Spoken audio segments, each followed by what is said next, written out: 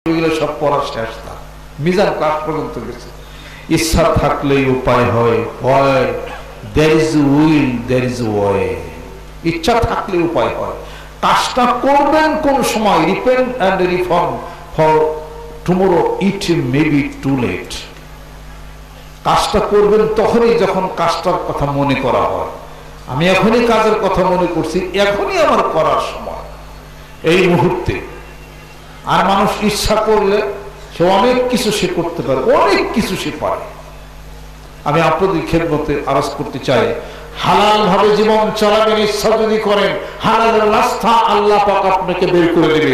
জোরে কোন সুবহানাল্লাহ। হারাম থেকে হেফাজত হবেন না, জীবনও হেফাজত হতে পারবেন না, শয়তান পিছে শুধু লাগেই থাকবে। আর আল্লাহ বলেন আমাকে ভয় করো, আমাকে ভয় করলে হালাল জিনিসের দিকে তোমার নজর যাবে।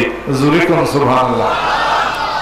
ইরশাদ হচ্ছে কোরআনুল কারীমের মধ্যে, ওয়ামাইয়াত্তাকিল্লাহ ইয়াজআল লাহু মাখরাজান ওয়া ইয়ারযুকহু মিন হাইসু লা ইয়াহতাসিব। আল্লাহ বলেন বান্দারে আমাকে ভয় করো, আমার ভয় তোমার কলবের মধ্যে যদি আনতে পারো, আমি তোমার রিজিকের ব্যবস্থা, প্রাচুর্যতার ব্যবস্থা, তোমার সংসার চালানোর ব্যবস্থা, টাকা পয়সার ব্যবস্থা এমন জায়গা থেকে করে দিব বান্দা তুমি তা কল্পনাও করতে পারো না। তোমার জ্ঞানের অপক্ষে কাজ ঘটাই দেব। সুবহানাল্লাহ। এই টাকার মালিক কে? এই ধন সম্পত্তির মালিক কে? আপনার জীবনের মালিক কে? পৃথিবীর মালিক, সূর্যের মালিক, টাকার মালিক, ঐশ্বর্যের মালিক, শান্তির মালিক, সব কিছুর মালিক যদি আল্লাহ হয়ে থাকে, তাহলে মানুষের উপরে কেন ভরসা আপনি করেন, আমি করি? আল্লাহর উপরে তাওয়াক্কুল করতে হবে। জোরে কোন সুবহানাল্লাহ। তাওয়াক্কুল বাড়ান, আল্লাহকে ভয় করেন। আল্লাহ বলে আমার কুদরতের হাতের উপরে বান্দা তোমার শান্তি প্রতিষ্ঠিত, তোমাকে শান্তি দিয়ে দিব, টাকা পয়সার প্রাচুর্যতা দিয়ে দিতে পারি। জোরে কোন সুবহানাল্লাহ। আসেন, হারামের মধ্যে কোনো শান্তি নাই, হালালের মধ্যে শান্তি আছে। জোরে কোন সুবহানাল্লাহ। আমাদের খেদমতে আমার আরো ছেলেমেয়েদেরকে কোরআন শিক্ষা, হাদিস শিক্ষার মধ্যে উদ্বুদ্ধ করি। এটাতে পিতামাতারই লাভ, পিতামাতার লাভ। ওই ছেলে সন্তান কোরআনুল কারীমের আয়াত পড়বে আর জানবে, ওয়াকাদা রাব্বুকা আল্লা তা'বুদু ইল্লা ইয়াহু ওয়া বিল ওয়ালিদাইনি ইহসানা ইম্মা ইয়াবলুগান্না ইনদাকাল কিবারা আহাদুহুমা আও কিলাহুমা ফালা তাকুল লাহুমা উফফিন ওয়া লা তানহারহুমা ওয়া কুল লাহুমা কাওলান কারীমা। আল্লাহ পাক বলেন, এই দুনিয়ার মানুষ শোনো, তোমরা পিতামাতার সাথে সুন্দর ভাষায়, নরম ভাষায় কথাবার্তা বলো। হে সন্তানেরা, তোমাদের পিতামাতা দুইজন অথবা দুইজনের মধ্যে থেকে একজন যদি বৃদ্ধাবস্থার মধ্যে উপনীত হয়ে যায়, ফালা তাকুল লাহুমা উফফিন, শব্দ ব্যবহার করো না, তাদের সাথে ভদ্র ভাষায়, নরম ভাষায় কথা বলো। এই আয়াত শরীফের চর্চা ছেলে সন্তান জানবে, আর পিতামাতার সাথে তর্ক বিতর্কে লিপ্ত হবে না, সম্মান করবে, শ্রদ্ধা করবে। কোরআন শরীফ দিয়েছে এই জীবন ব্যবস্থা। এই জীবন ব্যবস্থা থেকে দেখেন না ওরিয়েন্টালিস্টরা, পশ্চিমা সভ্যতার মধ্যে এই জীবন ব্যবস্থা নাই। ওরা দেখেন না, পিতামাতা যখন বৃদ্ধ হয়, আত্মীয় স্বজন যখন বৃদ্ধ হয়, তখন কি করে? তাদেরকে বৃদ্ধাশ্রম বানানো হয়েছে। যেরকম ঠিক কিনা? বৃদ্ধাশ্রম বানানোর এই তৎপরতা শিক্ষা দিছে কে? পশ্চিমারা। আমাদের দেশে শুনতেছি বলে বৃদ্ধাশ্রম বলে আছে। মানুষ যখন বৃদ্ধ হয়ে যাবে, মাল্লাম ইয়ারহাম সগীরানা ওয়া লাম ইউক্কির কাবীরানা ফালাইসা মিন্না, যে বৃদ্ধ হয়ে গেল, সম্মান করো, শ্রদ্ধা করো। তারে যদি ও দালানের মধ্যে, আশ্রমের মধ্যে আটকায়া যদি রাখি, সম্মান করবো কেমনে, খেদমত করবো কেমনে? কোরআনুল কারীমের জীবন ব্যবস্থার এই আলো লাইট না থাকার কারণে এই দুরবস্থা বৃদ্ধ মানুষদের। আর বৃদ্ধ মানুষগুলি বৃদ্ধাশ্রমের মধ্যে বসে বসে ধুকে ধুকে ছেলেপেলের জন্য কান্নাকাটি পারে। আর নিজের সময়টা কাটানোর জন্য এমন কিছু দেশ আছে যাদেরকে সভ্য দেশ আমরা মনে করি, তারা বয়স বেশি হয়ে গেলে কুত্তা সাথে রাখে। সাথী, নাউজুবিল্লাহ, সাথী নাই, ছেলেপেলে দূরে, বৃদ্ধ হয়ে গেছে, কি করবে? কুকুর পালের সাথে, কুকুর আল্লাহ আমি আপনাদের খেদমত আরজ করতে চাই, বৃদ্ধাশ্রম, ইসলামে বৃদ্ধাশ্রমের কোন ব্যবস্থা করা নাই। ইসলাম ব্যবস্থা করেছে মা যদি বৃদ্ধাবস্থার মধ্যে হয়ে যায়, ও মাকে সেবা শুশ্রূষা করবে সন্তানের দায়িত্ব, এবং ওই মায়ের পায়ের নিচে হলো, পদতলেই হলো জান্নাত লাগছে সন্তানের। জোরে কোন সুবহানাল্লাহ। বৃদ্ধ মানুষদের সম্মান শ্রদ্ধা ইসলাম বাড়াই দিছে, আর ওরা বৃদ্ধ মানুষদেরকে আলাদা ঘর বানিয়ে সেখানে আটকায় রাখছে। নাউজুবিল্লাহ। আর পৃথিবীর শান্তি দিতে পারে? কখনোই দিতে পারে না। নবী আমার হাদিস শরীফের মধ্যে ইরশাদ করতেছেন, আল্লাহ পাক বলেন, ও নবী বন্ধু, আপনি বলে দিন, মানুষ যখন বৃদ্ধাবস্থার মধ্যে উপনীত হয়ে যায়, আমি আল্লাহ পাক হাশরের ময়দানে বৃদ্ধ ব্যক্তিদেরকে শাস্তি দিতে লজ্জা বোধ করি, আল্লাহও সম্মান করে। জোরে কোন সুবহানাল্লাহ। তার মানে কি, বৃদ্ধাবস্থার মধ্যে উপনীত হয়ে যদি ইন্তেকাল করে ঈমানের সঙ্গে, জান্নাতে যাবে। সুবহানাল্লাহ। হাদিস শরীফের মধ্যে আছে, যেই যুবক তার যৌবন বয়সে কোন একজন বৃদ্ধ মানুষকে যদি সম্মান শ্রদ্ধা করে, আল্লাহ পাক বলেন, ও নবী বন্ধু, আপনি সংবাদ পৌঁছাইয়া দেন, ওই যুবকটি যতদিন পর্যন্ত ওই বৃদ্ধ মানুষের সমান বয়সে উপনীত না হবে, ওই পর্যন্ত আমি আল্লাহ তাকে মৃত্যু দিব না। জোরে বলুন সুবহানাল্লাহ। ওই যুবক সম্মান করবে বৃদ্ধ মানুষদেরকে, এই পর্যন্ত হায়াত বেড়ে গেল। যুবক যদি বৃদ্ধাশ্রমে, বৃদ্ধ মানুষদেরকে যদি বৃদ্ধাশ্রমে রাখা হয়, যুবক তো কাছেই যাইতে পারবো না, ওর জান্নাতে যাবে কোন জায়গা থেকে? জোরে বলেন ঠিক কিনা? ইসলাম দিয়েছে শাশ্বত জীবন ব্যবস্থা। ইসলাম কোরআনুল কারীমকে তাবিজ দেখা, পানি ভরা দিয়া বুদ্ধিশ্বাস শিক্ষা দানের জন্য কোরআনুল কারীম নাজিল হয় না। কোরআনুল কারীম নাজিল হয়েছে মানব গোষ্ঠীর কল্যাণের জন্য। জোরে কোন সুবহানাল্লাহ। এই কোরআন হাদিস শরীফের ইনফ্লুয়েন্স এবং তার প্রতিফলন, লেনদেন, হিসাবপত্র, রাষ্ট্রীয় নীতি, কৃষ্টি, কালচার, সিভিলাইজেশন, এডুকেশন, শিক্ষা ক্ষেত্রে, সকল ক্ষেত্রে কোরআন হাদিস শরীফের বাস্তব প্রমাণ যদি হইতো, গোটা বিশ্ব পৃথিবীর মুখে এখনো শান্তি হয়ে যাবে। যেরকম সুবহানাল্লাহ। এই জন্য অপতৎপরতার মধ্যে অনেক দেশ নামছে, তারা জানে ইসলামের মধ্যে স্বামী স্ত্রীর মহব্বত, প্রেম, ভালোবাসা। সূরা রুমের মধ্যে আল্লাহ পাক ঘোষণা করেন, ওয়াজআলা মাওয়াদ্দাতান বাইনাহুমা ওয়াজআলা মাওয়াদ্দাতান ওয়া রাহমাতান।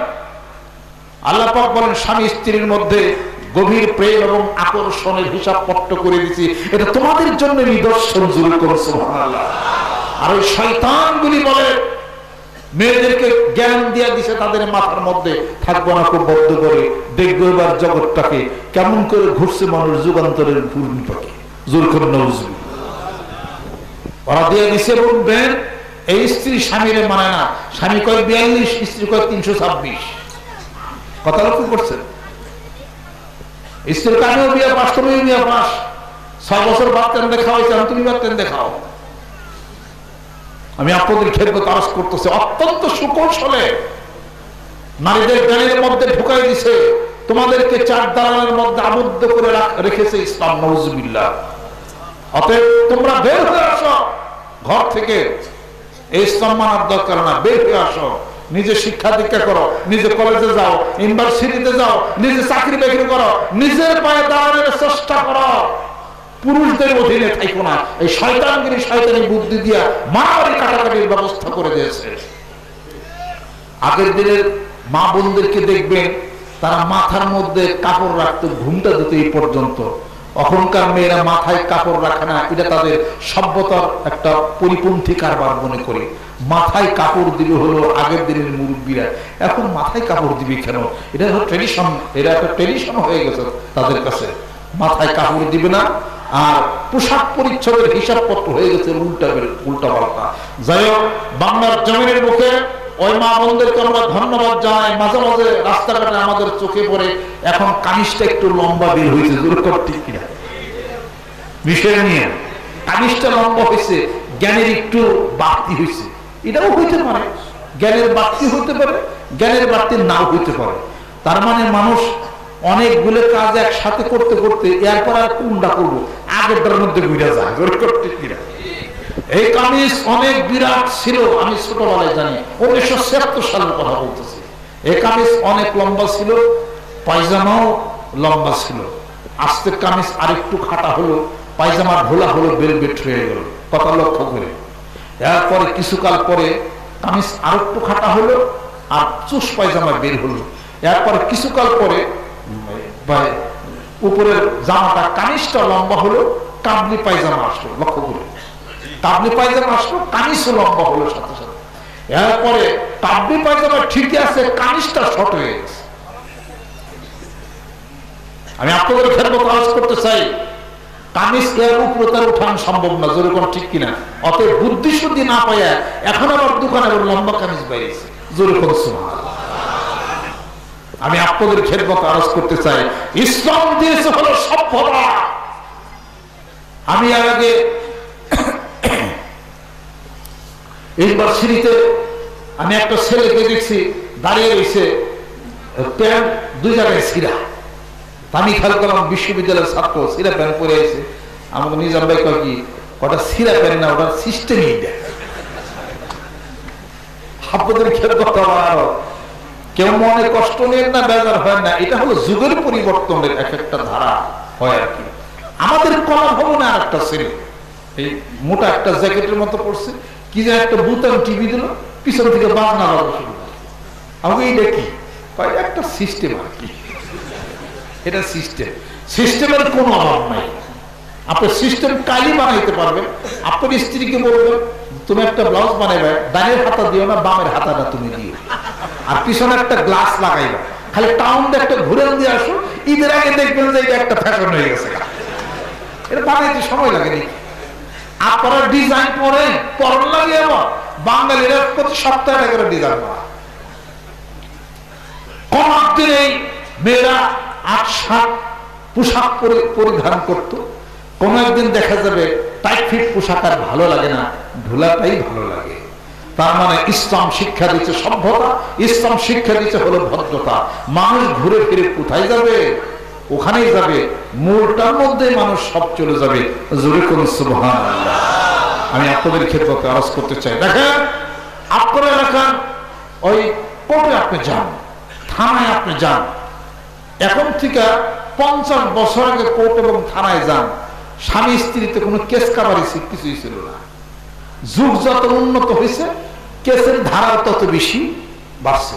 স্বামী মারে স্ত্রীরে খুন করে, স্ত্রী মারে স্বামীরে, পোলা মারে বাপের, বাপে মারে, এই সমস্ত আরম্ভ হয়ে গেছে। ইসলাম অনুশাসন না থাকার কারণে এগুলো হচ্ছে। আগের দিনে মেয়েরা স্বামীকে ওই ধরনের সম্মান, ওই ধরনের শ্রদ্ধা, বিষয় বৃত্তান্ত করত। যুগের পরিবর্তনের ধারার সঙ্গে সঙ্গে আর কিছু বাড়া মুসিবত আমাদের দেশে ঢোকার সঙ্গে সঙ্গে মেয়েদের মন মানসিকতা নষ্ট করার জন্য অপতৎপরতা হচ্ছে। যেরকম ঠিক কিনা? মানিকগঞ্জের বাদশাহীর নেতৃত্বে আমরা সুষ্ঠু একটা সমাজ ব্যবস্থা উপহার দিতে চাই। এই সমাজ শুধু খালি পীরের হাত ধরবেন, জিকির করবেন তা না। এই সমাজ হবে সুষ্ঠু ব্যবস্থার সমাজ, এই সমাজ হবে পোশাকের সৌন্দর্য মণ্ডিতের সমাজ, এই সমাজ হবে জিকিরের, এই সমাজ হবে আধ্যাত্মিক জগতের, এই সমাজ হবে চক্ষু বন্ধ করে ধ্যানখালের মাধ্যমে, আত্মিক অনুশীলনের মাধ্যমে, আত্মশুদ্ধির ব্যবস্থার মাধ্যমে মহাস্রষ্টার সাথে প্রেম ভালোবাসার প্রতিষ্ঠার লক্ষ্যে মানিকগঞ্জ দরবার শরীফের এই বিশ্বস্তমার বিশাল আয়োজনের এই নেতৃত্ব দেওয়া হচ্ছে। সুবহানাল্লাহ। অতএব আমি অনুরোধ করি, আসেন কোরআন শরীফ হাফেজদের জন্য না, শুধু কোরআন শরীফ আপনার আমার জীবন ব্যবস্থার জন্য। ছোট্ট একটা উদাহরণ আমি আপনাদের সম্মুখে পেশ করবো। অলিল কিসাস হায়াত, যদি খুন করে, খুনের বদলে খুন করো, এটার জন্য তোমাদের জন্য জীবন ব্যবস্থা আছে। খুনের পরিবর্তে প্রমাণ হলে পরে খুন হয়, কায়দাটা হলো খারাপ, কায়দার সিস্টেম ঠিক নেই। যেমন আমাদের দেশে ফাঁসি হয়, ইসলামে ফাঁসির কোনো নিয়ম আছে? এটা কোনো জীবন ব্যবস্থা হয় না, এটাতে কোনো জীবন নাই, কোনো লাইফ নাই। ইসলাম বলেছে কেসাসের মধ্যে জীবন ব্যবস্থা আছে। কেসাস হলো সে যেভাবে তোমাকে মারতে, হত্যা করছে, ওইভাবে তুমি তাকে মারো। তোমার কান কাটছে, 10,000 টাকা জরিমানা দিলে কেসাস হলো, আর কান কাটতে দাও। হাত কাটছে, 6 মাস জেল খাটবা, ইসলাম এই বিধান করে না, হাত কেটে দাও। ইসলাম বিধান এটা করছে। চুরি করছে জেল না, হাত কেটে দাও। ডাকাতি করছে এক হাত আর ঠ্যাং কেটে দাও, আর ডাকাতি বন্ধ হবে। এটা হলো জীবন ব্যবস্থা। ইসলাম করেছে হইলে ইসলাম ফাঁসির ব্যবস্থা করা হয়। সত্যিকারের ভাবে যদি প্রমাণিত যদি হয়ে থাকে যে কাউকে মারা হয়েছে, কাউকে খুন করা হয়েছে, বিধান ফাঁসি না।